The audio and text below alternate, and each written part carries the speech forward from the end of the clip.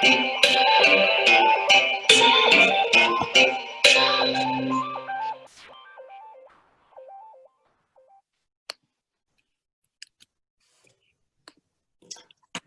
everyone, and thank you so much for joining us tonight for the very first That's Wild, Tales from the Human Side of Nature.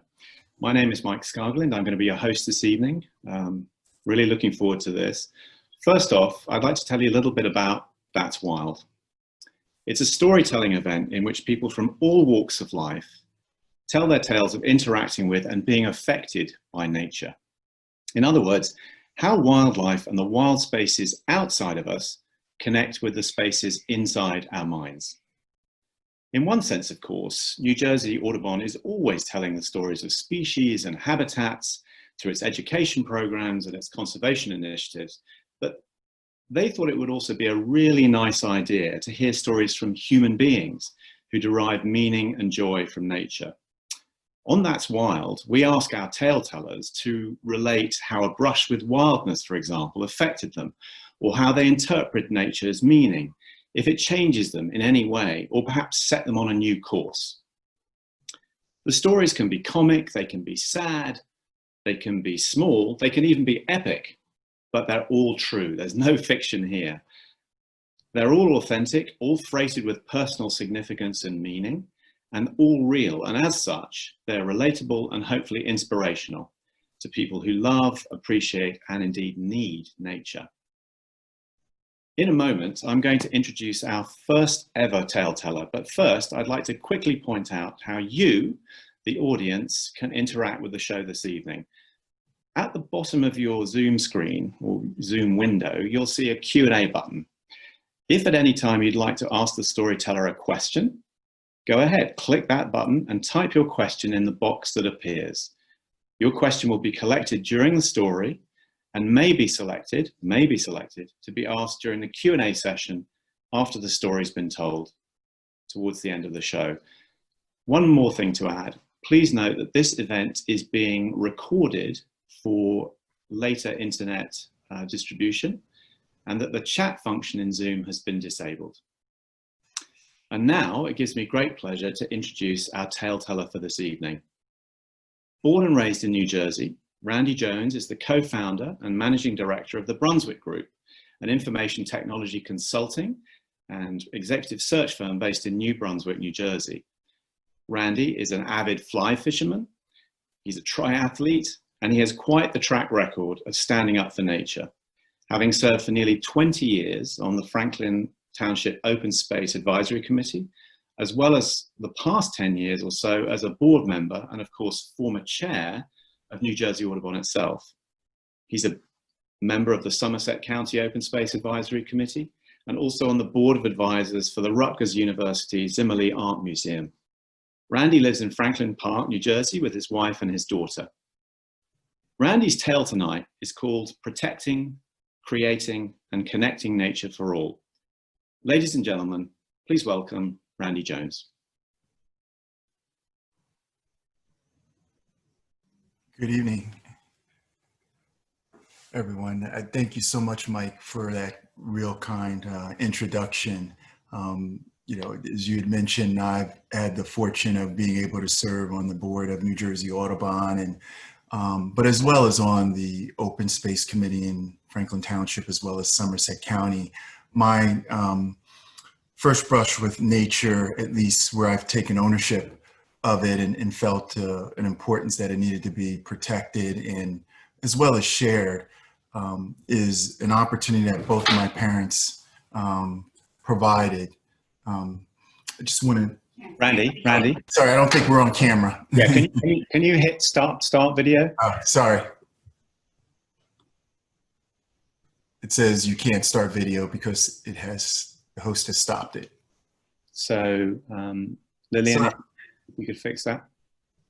Sorry, folks, technical issues, but we'll be with you in a moment.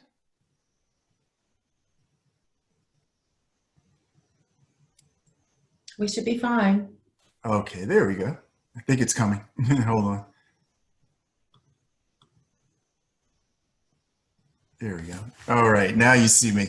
No, thank you again, Mike. And as I was saying,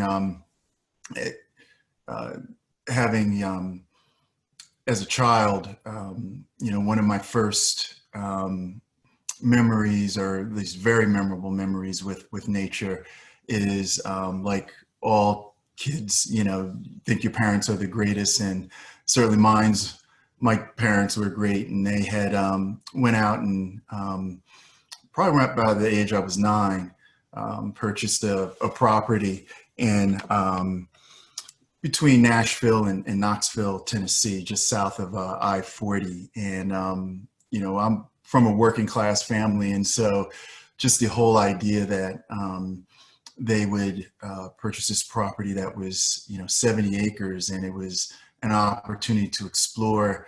And not only was it 70 acres, but it had 3 streams, 2 waterfalls, 3 valleys, and lots of wildlife, and opportunities to play in the stream. And so this has been internalized with me since my youngest ages. I think the part that I come in when it comes to that's wild is that as an adult, what I've really become is on the business side of preservation, nature, and ensuring that the outdoors is available to everyone. And so protecting, creating, and connecting people to nature has been certainly a lifelong mission as an adult. And the story I have to tell is one that, despite I call the easy part, which is purchasing land on the open space committee, identifying it, working with various members of the community to create that space to be either active recreation, passive recreation, or more of a natural space that really allows natural species to thrive in the environment, is this ability to be able to connect and get people out into public space, and almost the importance that if people are not, if communities are not involved, they will be excluded from that space. And so it's very easy to buy land in areas that are rural, that are zoned, let's say 2-3 acres for 6 acres for a single household. It's much cheaper than a densely populated portion of either a town or a county. And oftentimes, if you're working class, middle class, you're often in areas that are densely populated, which makes it challenging to get wide open spaces. And so whether at the township or the county level, this is something we're always kind of looking at. And one of the easy ways they do this is to create trails and paths. And it's the thing that makes it satisfying. It's almost like a jigsaw puzzle that we participate in the sense that it's not over a number of hours or days that you're putting together this puzzle, but really it transcends decades, where you're trying to create greenways and green spaces for people to be able to share. One of the secrets of creating trails in a lot of communities is using what's no longer around us anymore, which are our railroad beds that used to run through many communities and runs through our community as well. And so we had tried to purchase up railroad beds wherever we could, under the assumption that we can connect many of the communities that would have to get in a car to get to a park, or do not have a safe way to be able to ride their bike or walk to these open spaces, which are, I think we all realize with the current pandemic, is so important to each of us. About 13 years ago, I came to learn the hard way that that's easier said than done, connecting these spaces. I had been asked to attend a township council budget meeting, and it was midsummer 2007. And rather than talking about the budget, council and several council members wanted to talk about a railroad bed that we had turned into a walkway and a path. And sometimes you give instructions and they don't go exactly as you plan. You ask the township to create a path and they bring a front loader, and instead of creating a walking path, actually created a something that was close to 6 to 8 feet wide. Now this path had, this property we had purchased previously had been part of a farm and had part of the railroad bed on it, on my left side. And then on the right side were probably about 10 homes in which their backyards were there. And the railroad bed probably sat about, I'd say, at least 30 to 60 feet from the property line of those homes, which at some point began to, I guess, kind of encroach on the property over the years. And so we had sent letters out to ask them to move in, that we were looking to put a path, and there were some concerns by the neighbors, but we told them, what we were going to do. And if we needed to kind of put blinders or trees or shrubs, we would do that. Anyway, the council was upset that the property had, that the township owned had been a little bit wider and removed more vegetation than planned. And so they had asked me, as the chair of the open space committee, had I been out there, and I said I had not. Basically, I had a daughter who was at that time 8 months, or actually 9 months old, and had been pretty busy. And I said I would get out before September or early September and walk the property. So one evening in early September, my daughter and I were coming from my parents' house from another town, and decided it was a nice evening to kind of have a walk with my daughter in nature, and kind of put on one of those packs, and was able to put my daughter on the back of that, and thought this path that was about a half a mile be a beautiful evening like tonight, in the high 80s, and just as the sun is kind of that golden orange, take that nice walk. What little did I know that by the end of it, it was going to turn into a Clint Eastwood movie somewhat, that was more like the good, the bad, and the ugly. As I got out of the car and started to figure out, how do I get on this path, there were a couple of entrances. One was a old barbed wire that used to exist along the railroad bed, that was kind of broken up over the years, because I don't think that railroad had been used in probably 60, 70 years. And I kind of looked at it with my daughter on my back. I said, I'm not going to go that way, or even though that's a shorter distance, I'll walk a little bit further down, and found a natural entrance. And at the early part of this entrance, instead of the front loader being there, that had opened up the path, it was more of a natural walking path. And I started to walk, and as I kind of walked a quarter of a mile in, I started to come across the houses, and there were some of the neighbors that were working in the yard. And I saw maybe an older man and his son, who was probably 30 and 6'2", 250 pounds. And the elder gentleman was probably late 50s, early 60s. And they looked up and they didn't say hello, and they kind of whispered to each other.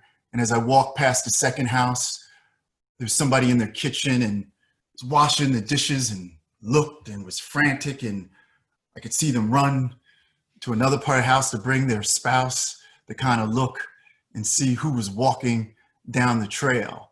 And then as I got to the third house, I think I'd seen enough, had saw what the trail looked like, and apparently I was scaring the neighbors, so to speak, and decided, you know what, I did not bring my daughter in for a Western movie to see everyone get scared because of a bandit that showed up in the West. And so I was like, let me turn around. But as I turned around and started to walk back, I started to hear front doors open and then close. I started to hear the ignition keys start and car doors open and close. And obviously I'm walking at a slow pace with my daughter on my back, and I start to see cars driving down where I parked. 1 car, 2 cars, 3 cars. And I said, uh-oh, here we go. I done scared the neighborhood. And as I walked, I told my daughter, I was like, hang on. And I was thinking, maybe there was just going to be some dialogue. But as I walked, I started to see the people gather on the path, and I was shocked. I was like, I would think they would just wait by my car. and not show up in the dark portion of the path. And so I saw 4 people walk on that path, and the third person, which was the younger gentleman who was fairly large, had disappeared. And so as I got closer, the gentleman who was, like I said, in his early 60s, possibly, had put his legs apart in a stance and stood at the fork of the path. If you recall, I had mentioned that there was a earlier way of getting out of that path that required a barbed wire to kind of jump through and cut through. And so he had blocked that portion as well as the main path. And I was like, wow, people do this to a father with a 11-month-old daughter on his back. I was just like, I don't know what to make of it. And so as I got closer and I said, hello. And his response was, are you lost? Now, obviously, I'm the chair of the Open Space Committee, and Township Council had asked me to come out and look at the property. And so in my head, I'm like, I'm not lost. You may be. But he said, you don't belong here. He said, I said, well, it's like, there's a sign that says open space and township property. He's like, no, the town said this is private property and you can't come on it. I said, well, it's like the town paid, at least for this railroad bed, $350,000, and for the farm we paid $670,000. I was like, the taxpayers own this and the township owns this. He said, no. He's like, council came to me, and several of the town council members came to me and said that if we saw anybody, we were to call the police and take care of things. Man, I knew that was some bad news, and I may be in Central Jersey, but I was like, I've got a not 11-month-old baby on my back, and as a father, I've got more responsibilities than to argue whether I'm on public property. And so at that point, as things went back and forth, I had to make a decision. How am I going to get out of this? And he was blocking the path, as well as the 2 other people were blocking the path. And it kind of gathered as if it was something out of a Marvel movie that they make, where everybody just appears in the middle of the woods, and was trying to lull me into a conflict, which was disconcerting. And I had to get out of there. And so I just made the decision I was going to run. So I jumped over his leg that he blocked the path with the barbed wire and ran and jumped through, at least only the first barbed wire was there, but the other 2 levels were gone, and cut through that. Had the electric key opener that I was able to open up my car, and I threw my daughter in, thinking that maybe they think I'm scared and that they'll just stay in the woods. And instead they came and they ran after me. They chased me. And I was like, I can't believe this. I was like, this is insane. I could never imagine chasing a mother with her daughter in the woods. And certainly once they've indicated that they were scared. And so I yelled at them, like, stand where you are. I need to get my daughter in the car seat.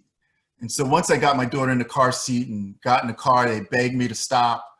They said all of a sudden, this threatening tone that they had in the woods when no one could see, had all of a sudden became one of, we were concerned about your daughter and you were in the woods walking. And I was already in my vehicle, and I had made a decision that, the car had started. I could, as chair of the Open Space Committee, I'm somewhat a public official. I had to at least, communicate with them. And the idea that they would change the story and change their position once they were out in daylight was something that shook me. And I tell this story because of the times that we're in which we're really evaluating how we look at a number of things, whether it's police, whether it's prisons. But one area is kind of what I would call vigilantism. And it happens in public spaces to African Americans more often than people might think. And no matter your position or title or way in life, people take advantage of that when they see you're African American, because they know your story cannot stand up against theirs. in the dark. And so whether it's, Trayvon Martin, who was walking in a public street, whether it was Aubrey, whether it was Christian Cooper, who was birding in Central Park, these are the things as an African-American male, despite serving and committed to nature, that one often runs into. And although that was a personal challenge, I would tell the story in addition to everyone that's listening, is that people will take advantage not just of one's status, but also of the commitment of the taxpayers. This was public land. And there are individuals and communities that will just say, get all you can all you get, and then sit on the can. And this community, I guess we call it NIMBY, not in my backyard, said, thank you very much for buying the property, but this is our land now. And so I just ask everyone to be involved at every level of government and to make yourself known, because if we don't, nature will not be shared by all, but by a few. Thank you, Mike, and thank you for this opportunity to share this story. Thank you very much, Randy. My goodness, that is a terrifying experience. I have to say it was that evening, and 13 years later, and I don't think my story is unique. It is one that's shared by many, but it certainly is something that when I was 17, 18, 20, 28, understood how society viewed me. What I was shocked at was that by the time I was 40 with 11-month-old on my back, I still could not be viewed as fully human. And that was a challenging and traumatic experience.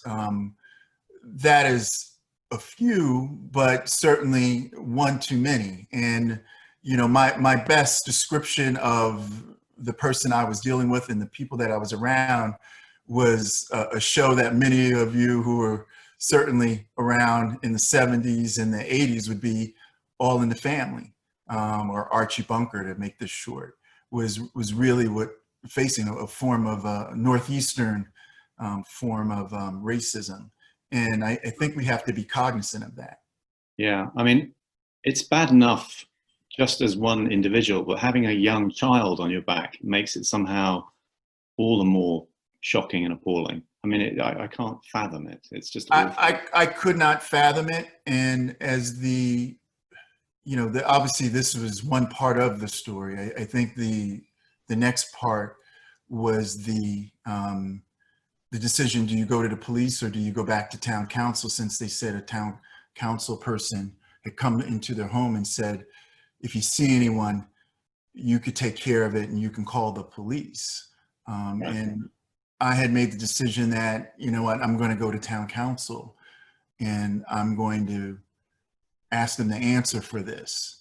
I think the tragedy of this story from a public policy standpoint is that 13 years later, they won. The vegetation has overgrown that path. There is no longer a sign that I had mentioned to you that says open space that is required by law, by the state of New Jersey, not only because the township bought it, but they used funds from the county and the state Green Acres Fund.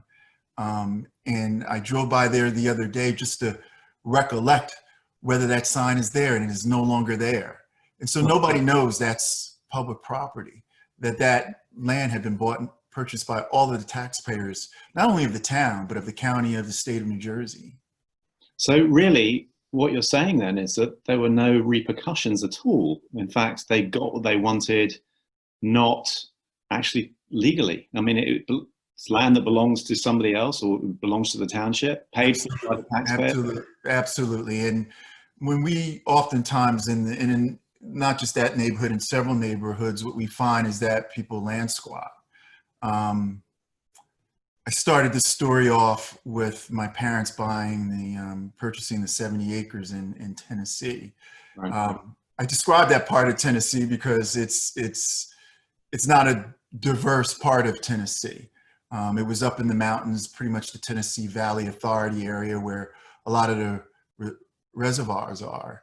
And so, although we had 70 acres my parents lived up here, by the time 12, maybe 15 years later, when my parents were ready to sell that property, they had squatted the primary agricultural land on that property, where they almost took 20 acres of the land, where they moved, ironically, a trailer and started farming it. And my dad had taught me the lesson: you have to challenge people when they are on your property. It's a risk, and I think he risked his life that day to do it, but it's the principle. Right. And so every once in a while, we have to stand up and fight even for the smallest things. And so, although scary, I did not want my daughter to be part of that, but I tried to keep up the fight. But yes, they won at the end of the day. So, Randy, what do you think? I mean, obviously we're seeing, and frankly, historically, for hundreds of years now in this country, we've seen basic injustice for a very long time. And you mentioned Christian Cooper, you've mentioned several of the other appalling things that have happened. But do you feel that things are going to change? Do you feel any sense of optimism? And how? And a second question, which is part of this, do you think, what can we all do, all of us, all members of the community, no matter who we are, to make things better, and so that everybody has access, not just to nature, obviously, but that is the theme of this particular show, but also just what can we do to make things better, and how can we make people feel more optimistic? Yeah, no, I think the optimistic part, I think there's a reason to be optimistic. For the long term, I mean, there are challenges ahead, but I think for the short term, this is a unique opportunity, and I think we all have to realize it. And someone had asked the other day, like, being asked to do so much in so little time, and I was like, you have to. It's the door opens up a little bit, and we don't know whether it's 3 months, a year, 5 years, or 20 years. But if we look after the Civil War and Reconstruction, they had so little time, but yet they passed 3 amendments to the Constitution, and they were able to really leave us a blueprint. I think the most amazing thing about the 13th, 14th, and 15th Amendment is that each one of them, Congress had enough, if I could say, I mean, we could criticize Congress, but certainly at that time, they had enough sense to say that Congress had the power to authorize future laws to ensure those amendments. And so that door is open if we take the literal meaning of those amendments. And so one thing we can certainly do is say the environment should be for everyone, whether it's clean water, clean air. That is not a constitutional right. Those are built on other laws. But if we could build a framework around our basic civil rights laws, I think that would go a long way. I think the other is that this country is unlike other countries where police forces are national, education is national, healthcare systems are national. A lot of our governing bodies are local. And so we have to get involved at the local, the county, and state level to ensure that there's transportation, that there are trails that are available to everyone. And we can't let fear say that there's certain people that may not be able to behave or may be more likely to commit a crime, and hence I don't want a trail, near my house. I think those are the types of challenges we have to face. And then there's others that are just more innocuous that we all have to be aware of. And we just can't allow just one small group of people to fight that fight. Everybody has to be involved in it. Right. So we have a question from Kristen in the audience, who thanks you very much for sharing your obviously very personal and as she says, appalling and captivating story. What she'd like to know is, was the local council ever informed of what happened and with you and your daughter? And did the residents ever find out exactly what your role was? I mean, was there any form of dialogue with them at all after that? No, it's a great question. One, they did find out that I was definitely the chair of the Open Space Committee. I did go to council and spoke to them, and that was probably the next point step. And the thing about a legislative body, it only has power if it acts as a body. And so there's oftentimes in these situations a tendency to say, that what happened was bad, but the body doesn't take action. And that's kind of what happened when I went to council. And as well as the neighbors came and kind of told their story again, that they were the only reason why they ran out their house and got in their car and to come on the trail was because they were fearful that my daughter was in danger, which I found appalling that someone could stand up and say that. In terms of whether the rest of the community learned, the meetings were being recorded at the time, so it's possible to be able to find that meeting. It was September of 2007. My memory fades me, but it was, right. I think they have 2 council meetings a year. The council members did, to their credit, the ones that knew what I was talking about, knew what happened, at the core here, said, because they couldn't get a majority, said that they would walk out with me, because I had asked the mayor and the township manager that I would not walk that property unless I was given a police escort. And so they wouldn't give that to me. And so they said that several of the council members would meet me out one day. And that was, I think, a good statement, but that's, to your point, not enough. I think the real injustice, whether to me and my daughter, was really to the community at large, that property is not available and is not properly posted. So a related question, I think, and again, perhaps looking forward rather than backwards. Jenna in the audience wants to know if there's an agency in New Jersey or some kind of group in New Jersey that could pool money from counties to put forward towards communities of all types of color in order to create parks and land for enjoyment and recreation near their home. Absolutely. I'm not going to, let me just address a little bit of that point. There was an article in the New York Times just the other day, and so the Land Trust, I think, did a good analysis. And now this is New York City. I think it's pretty obvious Central Park, Prospect Park are large parks that are shared by most of the city. But when you look at the medium to small size parks, when you go into the Bronx, when you go into parts of Brooklyn, that those parks are not, they're more pocket parks, playgrounds, versus the larger spaces where certainly in COVID-19, you can get 6 feet or social distance is not available to minority or should say people of color or lower income individuals in the city of New York. I think we could say that easily as well here, whether it's Patterson, Camden, Newark, or even our other cities, that's the case. But over the years, many people have ended up in the rings of these cities that were in public housing or affordable housing.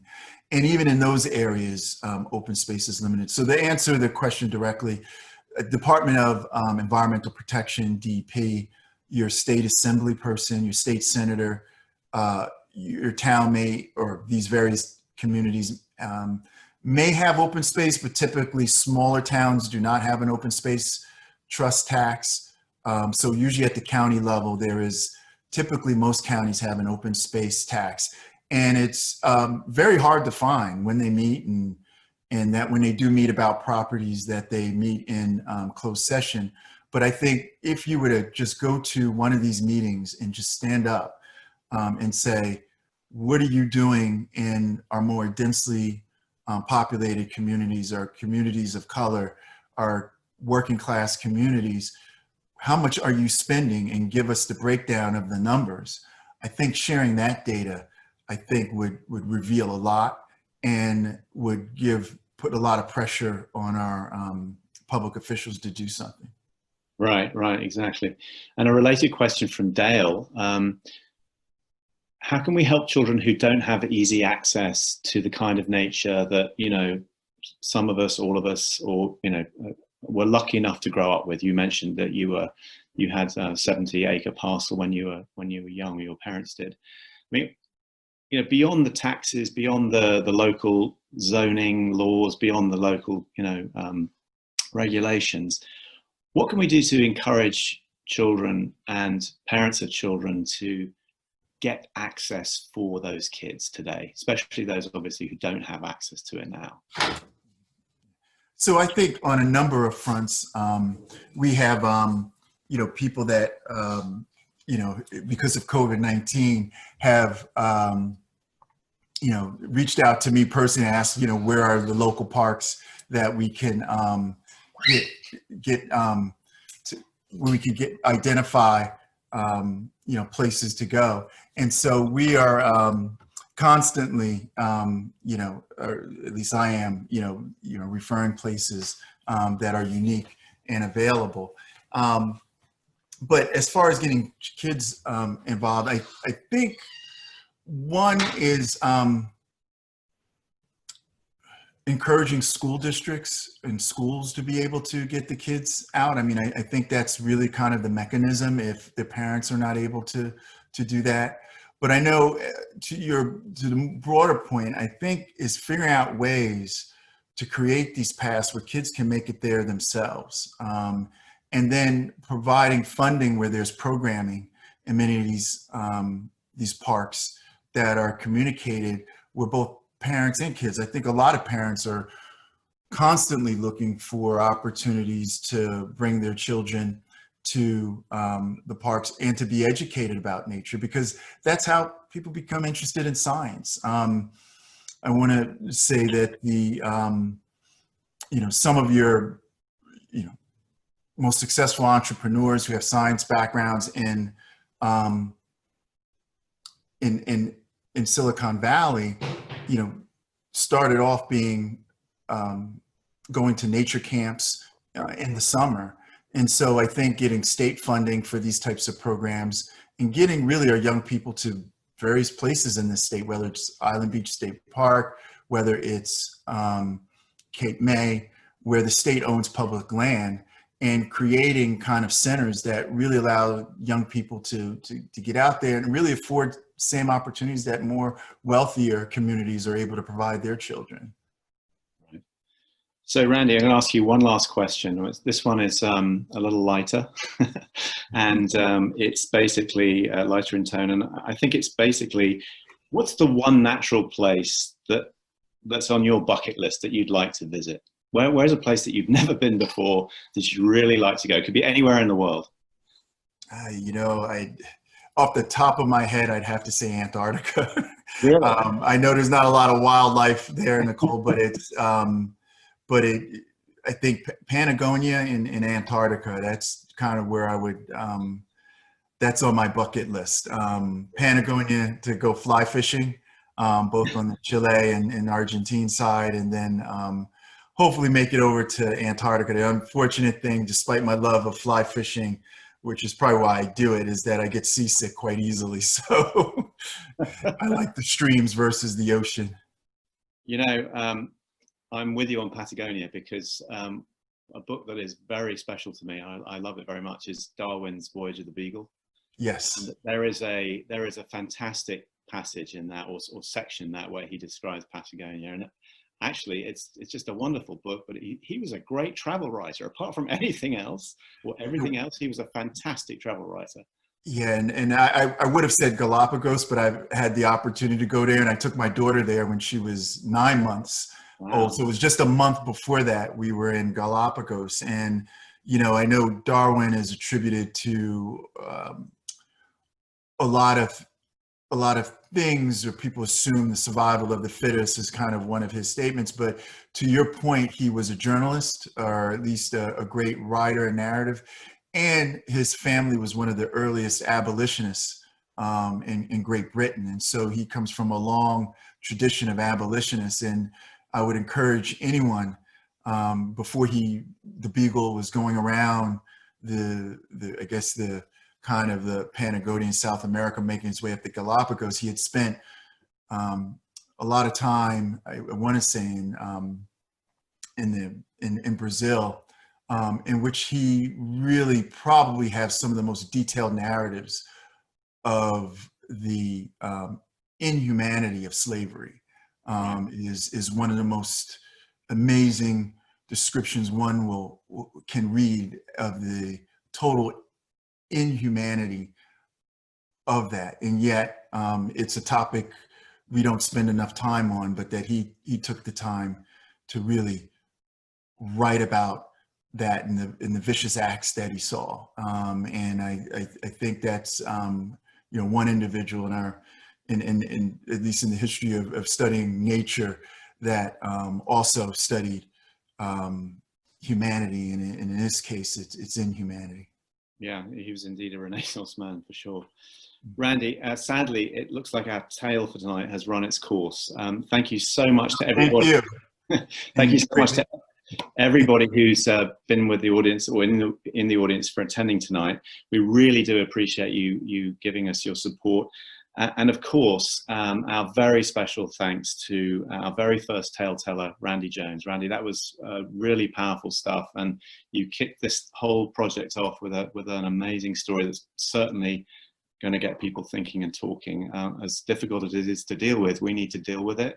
Absolutely. And I think you are, the fact that you're still doing what you're doing and you're still flying the flag for nature is just fantastic, especially given that particular experience. So thank you for everything you're doing, and thank you for your story.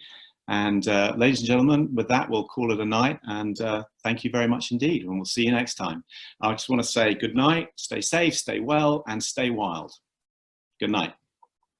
Thank you. Thank you, Mike. Thank you, everyone. Good night, everyone.